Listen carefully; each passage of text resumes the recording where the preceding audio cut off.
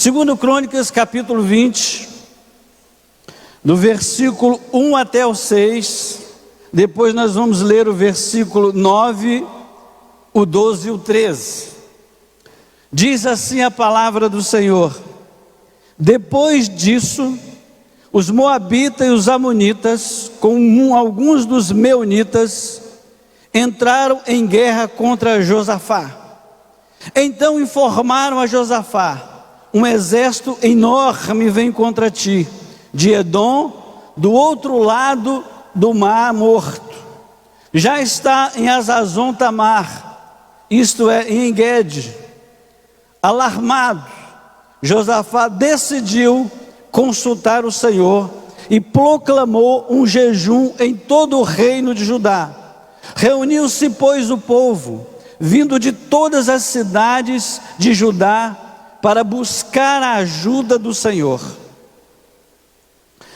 Josafá levantou-se na assembleia de Judá e de Jerusalém, no templo do Senhor, na frente do povo, no pátio novo, e orou: Senhor Deus dos nossos antepassados, não és tu Deus que estás nos céus? Tu dominas sobre todos os reinos do mundo. Força e poder estão em tuas mãos, e ninguém pode opor-se a ti. E no versículo 9: se alguma coisa, alguma desgraça nos atingir, seja o castigo da espada, seja a peste, seja a fome, nós nos colocaremos em tua presença diante deste templo, pois ele leva o teu nome, e clamaremos a ti em nossa angústia, e tu nos ouvirá e nos salvará. E no 12, o nosso Deus não irá te julgar, pois não temos força para enfrentar esse exército imenso que vem nos atacar. Não sabemos o que fazer, mas os nossos olhos se voltam para ti. Todos os homens de Judá, com suas mulheres, seus filhos, até os de colo, estavam ali em pé diante do Senhor. Preste bem atenção nessas frases. Ele disse: o Senhor domina sobre os reinos da terra, em nós não há força. Todas as pessoas, pode assentar, por favor. Todas as pessoas, desde o mais velho ao mais novo da minha idade, por exemplo, mais novo como eu, a bebezinho de colo, estavam diante do Senhor. Isso significa que ninguém ficou de fora. Isso significa que o povo entendeu o momento, a situação, a necessidade, e se juntou como uma só nação. Eu estou convencido que o grande problema da nossa nação é justamente a divisão. A divisão política, a divisão religiosa e a divisão até filosófica que existe na nossa nação. Nossa nação é uma pluralidade de crenças, uma pluralidade de ideologias, uma pluralidade de ideias. Claro que cada um pensa do seu modo, mas tem uma coisa que nós precisamos pensar em comum como nação. O problema que a nação sofre, todos sofrem. E nesse problema que a nação está vivendo, não há uma seletividade de que só o pobre, só o miserável, só o moribundo sofre. Não é somente o negro como eu e como o nosso pagodeiro de Jesus, Alex. Não é um problema para negros, brancos, pardos, índios sofrem. Ricos e pobres sofrem. O povo sofre, pecadores e pecadores perdoados. Isso porque a Bíblia diz que não há homem que não peque. Então não posso dizer pecadores e não pecadores. Se eu dissesse isso, eu estaria contradizendo a Bíblia. Então existem duas classes de pecadores: os que se arrependeram e se arrependem, e os que continuam cometendo pecado. Mas, queridos, nesta manhã nós, com a graça, com a inspiração do Espírito Santo, nós vamos abordar o assunto: a decisão que livrou a nação da destruição. O texto nos diz que o rei estava aparentemente tranquilo, aparentemente numa boa, e de repente vem emissários, mensageiros e traga ali uma má notícia, uma notícia ruim. E a minha pergunta é: qual a sua atitude ao receber uma notícia ruim? Telefona para um parente? Telefona para um amigo? Fica desesperado? Não sabe o que fazer ou a quem recorrer? Ou você recorre àquele que pode te ajudar, recorre àquele que pode te socorrer, recorre àquele que pode te ouvir, recorre àquele que tem poder, recorre ao Senhor. O que você faz? Você faz como o rei Josafá? Ou nós fazemos como o rei Josafá, buscamos a face de Deus em oração? Veja que a situação era difícil, e nessa situação difícil, na notícia ruim que ele recebeu, ele tomou uma decisão, ele decidiu. Pastor, e ele decidiu fazer o quê? Ele decidiu consultar uma feiticeira? Não. Ele decidiu consultar o médium lá na sessão espírita? Não. Ele decidiu o quê? Ele decidiu que devia buscar o Senhor. Ele decidiu buscar o Senhor em oração. Queridos, normalmente os homens poderosos, os governantes, os reis, quando eles não são tementes, quando eles não conhecem a Deus, as decisões que eles tomam é consultar os seus pares, os seus reis amigos, para ver quanto eles podem somar numa situação de guerra. A decisão é rever o seu exército, ver o seu contingente de soldados. E eu acredito que o rei deve ter pensado nisso. Mas há coisas que o homem pode resolver, há coisa que a resposta está na capacidade, na força do braço, mas há outras que o contingente de homens, o contingente de guerreiros, o contingente de pessoas qualificadas não resolve, não soluciona, não traz resposta. Então o rei decidiu buscar o Senhor. Eu imagino que ele está lá quando os mensageiros chegam trazendo essa má notícia, portando essa má notícia que exigia dele uma atitude. Tem coisas que nós não podemos ouvir, queridos, e fiquei a reagir com indiferença, como se nós não tivéssemos nada a ver com isso. Ah, mas pastor, ele era o rei, era a obrigação dele, ele era governante. Se alguém tinha que tomar alguma atitude, era ele. Se alguém tinha que tomar uma posição, era ele. Sim, queridos, mas nós como igreja não podemos ficar esperando somente que as autoridades, os governantes façam alguma coisa. Aliás, eles estão tentando fazer o melhor que eles podem.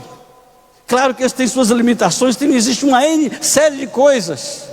Eles tentam uma resposta política, mas nós não podemos deixar na mão deles. Nós precisamos como igreja reagir, porque somente a igreja de Cristo tem poder para acionar os céus, somente a igreja tem acesso, somente a igreja foi dada autoridade. O Senhor diz: clama-me na angústia e eu te responderei. Aqui ele diz, a oração dele é muito clara: Senhor, nós estamos em aperto, Senhor, nós estamos em dificuldade, o exército é muito grande, a nossa força não é suficiente, Senhor, em outras palavras, socorra-nos, vem em nosso auxílio.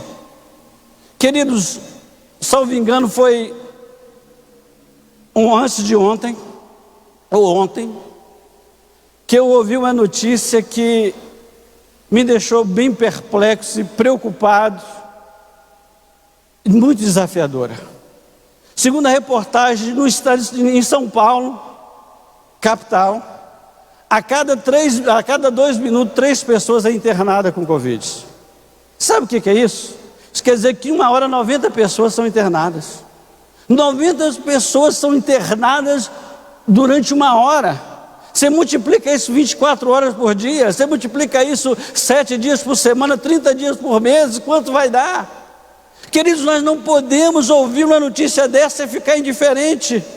Não, isso é problema do Dória, isso é problema, se fosse em Tupã, é problema do Caio. Não, é problema do povo de Tupã, é problema do povo paulista, é problema da nação brasileira, e a responsabilidade da igreja agir, reagir. E a nossa reação não é armada, nossa reação não é espancar ninguém, nossa reação não é difamar ninguém, nossa reação não é prejudicar alguém. Nossa reação é buscar a ajuda de Deus, colocar a situação nas mãos, nos pés daquele. Então o rei não foi orgulhoso, o rei entendeu que ele precisava buscar a Deus. Se alguém poderia livrar a nação, de evitar que a nação fosse destruída, esse alguém era o Senhor. Se há alguém que tem poder para neutralizar a ação do vírus, se há alguém que tem poder para restaurar a capacidade pulmonar dos que já estão com o pulmão atingido, se tem alguém que tem poder para lançar esse vírus nos quintos dos infernos, esse alguém é Deus. Nós entendemos que a ciência trabalha a serviço de Deus, nós não somos céticos. Nós entendemos que são pessoas que Deus capacita, mas até aqui a resposta da ciência tem sido tímida. Não é suficiente. Oremos para que Deus ilumine mais, para que dê uma resposta à altura, mas enquanto isso, que Deus vai imunizando as pessoas, que Deus vai levantando as pessoas do leito, que Deus vai protegendo. Então, queridos, o que ele decidiu fazer? O quê? Ele decidiu fazer duas coisas que a igreja precisa decidir fazer, e que a igreja às vezes decide fazer. Ele decidiu orar e jejuar. Ele entendeu que a maior arma, a arma mais poderosa disponibilizada ao povo de Deus, não é as ogivas nucleares, não é uma bomba semelhante àquela que destruiu Nagasaki e Hiroshima, não é a arma mais moderna, mas é a mais antiga, a mais eficácia que tem, que é a oração. Então ele disse: vamos orar, minha gente. Eu imagino o rei convocando, mandando mensageiro para todas as partes do país, dizendo: olha, se apresente diante do templo do Senhor, vamos buscar o Senhor, vamos orar, vamos acionar os poderes do céu. Quem sabe o Senhor vem em nosso socorro, só o Senhor pode nos livrar, nós estamos ameaçados de sermos destruídos. Queridos, não existe arma mais poderosa. E essa foi a decisão dele. Essa deve ser a minha, a sua, a nossa decisão, de buscar o Senhor, de convocar uma vigília. Vigílias são convocadas de manhã cedo. Nós estamos aqui trocando a trombeta de segunda a sexta, das 6 às 7, e o pastor Devani já colocou à disposição. Se alguém porventura não puder chegar às 6 e chegar às 7, ele fica até a hora que necessário for. Isso não significa que as pessoas têm que chegar às 6 horas em ponto. Se não chegar, as portas se fecham. Não é isso. Não significa que as pessoas são obrigadas a ficar das 6 às 7, não. As pessoas são convocadas, são convidadas para vir, para nem que seja 5 minutos.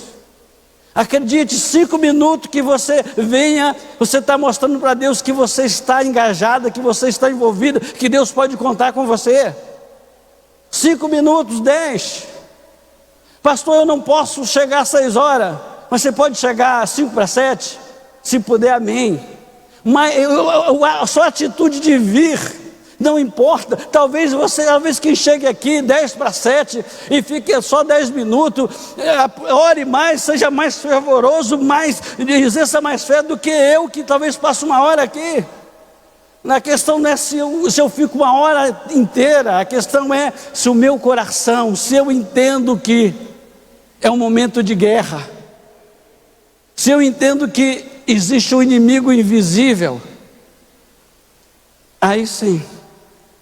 Em segundo lugar, Josafá reconheceu a soberania de Deus sobre todos os reinos.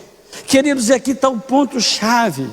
Quando alguém conhece, quando nós reconhecemos que Deus governa o universo, Deus está acima de tudo e de todos. Não é um jargão, não é uma frase política que já está muito saturada, mas é um fato. Não importa se algum político tomou essa frase e fez dela um slogan de campanha, mas o fato é que Deus está acima de tudo e de todos. Deus governa tudo e todos.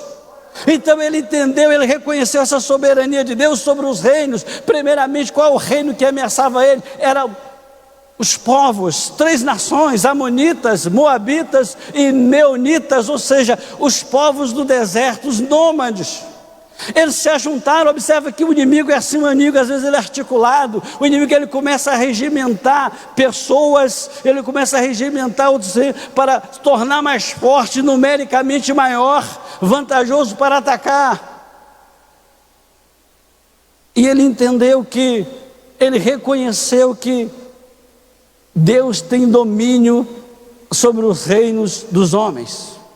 Queridos, muitos reinos surgiram fortes, impetuosos, conquistadores, tornaram-se impérios, imperadores se autoproclamaram Deus.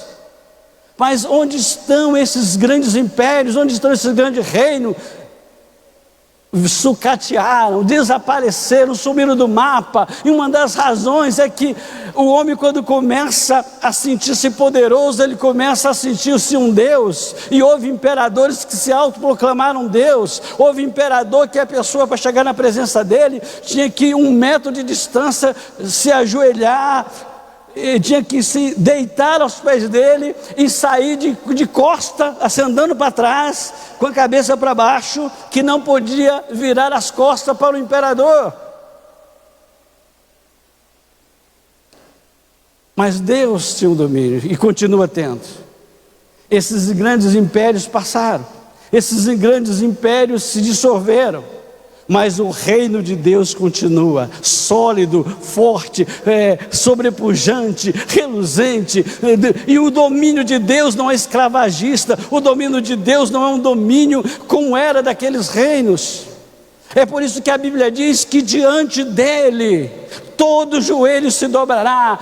Todo joelho, isso quer dizer que naquele dia, diante do nome que é sobre todo nome, diante do nome de Jesus, Lênin, os imperadores, Hitler, se curvarão e reconhecerão que Jesus é o Senhor. Reconhecerão que só um reina, que só um domina, que é o Senhor, que é o Senhor. Deus tem poder sobre o reino dos homens e sobre o reino espiritual. Saiba que até Satanás, todo o reino das trevas, está debaixo do controle da autoridade de Deus. Até o diabo tem sua área delimitada. Deus tem poder. Deus domina sobre o universo. Deus domina na terra. Deus domina no céu. Deus domina embaixo da terra. Não há nada que não esteja debaixo da soberania de Deus. E ele entendeu isso, o rei entendeu isso. Mas parece que falta às nações, e especificamente a nação, povo brasileiro, entender isso e invocar o poder de Deus. Queridos, se lá ele tinha um inimigo que era visível, que tinha rosto, que tinha pés, que tinha arma, que dava para ver, que dava para ser combatido na força do braço, e ele reconheceu que não tinha força, que não tinha condições, e que só Deus poderia livrar da destruição. Nós temos um inimigo que não tem rosto, um inimigo que não diz que dia vem, que hora vem, nem que local vem. O nosso inimigo em comum no momento chama-se o coronavírus. E o que é que nós fazemos? Como nós vamos enfrentar? Nós vamos enfrentar de 2 maneiras. A primeira é sendo prudente, como temos sido. A primeira é não ignorando a capacidade de propagar, a velocidade da propagação, a rapidez com que esse vírus se propaga, se contamina. A segunda é reconhecendo a letalidade do vírus, mas entendendo, crendo, reconhecendo que Deus tem poder para imunizar pessoas. Deus tem poder para curar pessoas, para levantar pessoas do leito. Deus tem poder para repreender, para dizimar esse vírus. Então nós não podemos ficar de braços cruzados, nós não podemos ficar como se fosse um espetáculo, sentado na arquibancada e vendo o vírus destruir, e vendo os governos batendo cabeça, procurando resposta política, decretando lockdown, fazendo tudo o que é possível, do jeito que eles entendem. Às vezes nós criticamos os governos, mas é o que eles sabem fazer, é o que eles entendem que pode fazer. Se nós não temos uma ideia melhor do que a deles, oremos para que Deus dê sabedoria, oremos para que Deus haja, porque o problema não é só deles, repito, o problema é da nação, e o problema é nosso, e quem tem a resposta, ou quem sabe que quem tem a resposta somos nós. Muitos desses governadores, muitos desses prefeitos, conhecem o Deus que ouvir falar, o Deus do conceito popular, mas a maioria deles não tem intimidade, não conhece o poder, não conhece a misericórdia, não reconhece a soberania de Deus, e nós conhecemos, reconhecemos e nos curvamos diante dele, e nós fazemos isso em oração, sem saber como poderia enfrentar o inimigo, se ele deposita toda a sua esperança em Deus. Os inimigos eram superiores, numericamente, em termos de arma era superior, mas o que os inimigos não sabiam, e Josafá sabia, os inimigos não sabiam que apesar deles serem superiores, de numericamente eles serem maior, de eles terem mais armamento, o que eles não sabiam é que um pelejava, havia aquele que guarda as portas de Israel, e aquele que guarda o seu povo, havia o Senhor defendendo aquela nação. E o Senhor não ia permitir, desde que o povo buscasse o Senhor, desde que o povo se quebrantasse, desde que o povo reconhecesse a sua incapacidade, Deus não ia permitir. E quando fizeram isso, a resposta veio. Talvez Deus ainda não respondeu, porque falta quebrantamento. Deus não respondeu ainda, porque ainda há orgulho no coração dos governantes, há orgulho no coração de muita gente. Tem muita gente que crê na ciência cegamente e exclui o poder de Deus. Como também, por outro lado, tem alguém que é cético, não crê que a ciência também está a serviço de Deus. Mas, queridos, isso o inimigo não sabia que aquele reino era do Senhor. Queridos, o reino de Deus na terra é representado pela igreja de Deus. O reino de Deus é representado, nós somos representantes de Deus aqui na terra, nós fazemos parte, nós somos o reino físico vivo aqui na terra. E se há um povo que pode acionar os poderes do mundo espiritual de Deus, é a igreja de Jesus. E nós não podemos deixar de fazer isso.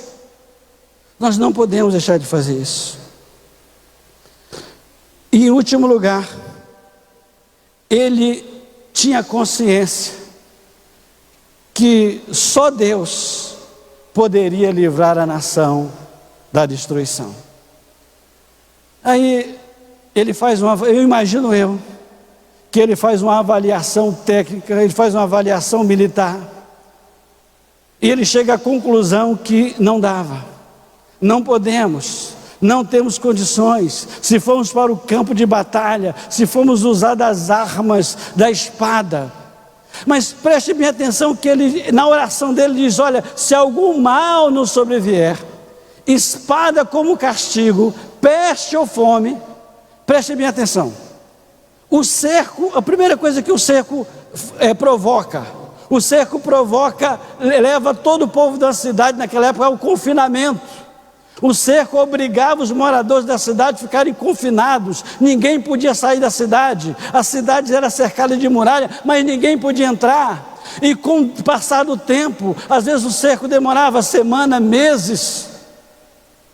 E quanto mais demorava o cerco, mais a situação ia ficando drástica. Por quê? Porque o suprimento ia acabando, o povo ia ficando com fome. Porque, repito, ninguém saía nem ninguém entrava, então mercadoria não entrava. E o povo dependia desse comércio, dependia da produção do campo. Então espada, porque espada que o inimigo empunhava. Peste era a fome que o cerco gerava ao povo. Querido, o inimigo que nós estamos lutando não impunha espada, mas impunha a sociedade ao confinamento. Muitas pessoas, algumas pessoas, muitos idosos estão um ano dentro de casa, que mal sai para ir no médico, quando vai, quando vence o medo, o receio. Tem pessoas que, pela graça de Deus, ainda não pirou, ainda não teve uma crise de alucinação, porque ficar no estado de confinamento, mesmo aquelas pessoas que estavam acostumadas, que pouco saem de casa, que não estão acostumadas a eventos, só o fato da sensação de que é imposta a condição de não sair, isso já gera uma crise psicológica. Imagine um ano. Então, se o inimigo que nós enfrentamos agora não é com a espada que mata, que inflige o medo, mas ele nos leva ao confinamento, ele provoca fome. Queridos, acredite, já tem gente passando fome. E só não tem mais, porque graças a Deus, e uma decisão política que essas ajudas sociais do governo, de instituição, de pessoas comuns, está socorrendo um ou outro. Mas se essa situação perdurar, nós não vamos ter somente uma crise sanitária que já está aí, que está dizimando pessoas. Nós vamos ter uma segunda crise tão grave quanto a sanitária, uma crise de fome, de pessoas. Queridos, comerciantes estão fechando o seu comércio. E não só fechando por causa da quarentena, não, novamente. Fechando porque não tem mais condições. Pessoas estão desempregadas, estão raspando o tacho daquilo que tem. Pessoas já não sabem o que fazer, o que vai ser amanhã. E há um desespero de algumas pessoas: o que vai ser de nós? Como vai ser? Como vai ser depende muito da nossa reação. Eu digo da nossa reação como igreja, da nossa reação como nação. Então, amados, ele tinha essa consciência, que o real inimigo, o inimigo era real, que ele não era visível, ele era visível pelo contrário, que ele matava, que ele representava perigo, e tudo isso que eu falei. Mas, queridos, como enfrentamos um inimigo que não tem rosto, nem é visível aos olhos nus? Contra ele não adianta usar as armas convencionais. Não adianta. Como nós vamos combater o vírus? Com que arma? Nós temos alguns instrumentos que nos foram indicados como protetivos, que é o distanciamento social, que é o uso de máscara e de álcool gel. Mas nem isso garante 100% de proteção, e eu não estou aqui exagerando. Mas é o melhor que nós temos dentro da informação científica. Mas, queridos, eu estou convencido de que a nação só não morreu, só não tem mais gente contaminada, porque é um povo que busca a Deus. Há um povo que busca a face de Deus. Há um povo que tem a consciência que só Deus é que protege, só Deus é quem livra, só Deus é quem impede que a destruição, a aniquilação, o fim dessa nação. O que fazemos, irmãos? Cruzamos os braços, esperamos que mais pessoas morram, ou até que alguém da nossa família seja contaminada para reagirmos? Não esperamos assolar, não esperamos chegar na nossa casa, na nossa família.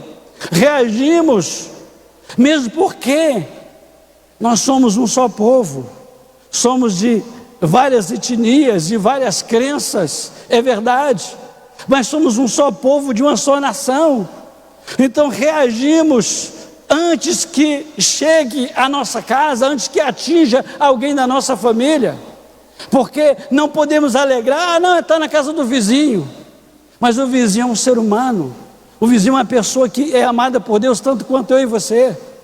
Tanto é que a Bíblia diz que todas as coisas cooperam para o bem daqueles que amam a Deus. Por que a Bíblia diz aqueles que Deus ama? Porque Deus ama todos. A diferença está nos que amam a Deus. Então a Bíblia está dizendo que até essa situação pode cooperar, mas de que forma, pastor? Que exagero, que extremismo, como é que isso vai cooperar para o bem? Está cooperando para quê então? Está cooperando para que nós acordemos, para que nós reagimos, para que nós acionamos os poderes do céu, para que nós entendemos que só o Senhor tem o poder, só o Senhor pode livrar, só o Senhor, com a palavra da sua boca, com o sopro da sua boca, Ele pode lançar, tirar esse vírus de circulação. Se não buscarmos o Senhor agora, quando vamos? Depois que corpos e mais corpos estiverem empilhados, depois que o Brasil praticamente estiver quase todo dizimado, quando vamos? É preciso reconhecer que não temos forças para resistir, que temos o Senhor, que só o Senhor tem poder sobre os reinos visíveis e invisíveis, e que o único meio para acionar esse poder é a oração. Não adianta a gente buscar solução, bater na porta do político A, político B. Não adianta a gente bater lá e cá, porque ele está mais perdido do que nós. Nós pelo menos temos um norte, nós pelo menos sabemos a quem recorrer, nós pelo menos sabemos que existe um abrigo. O Salmo 46 diz: o Senhor é o nosso refúgio, socorro bem presente no tempo da angústia.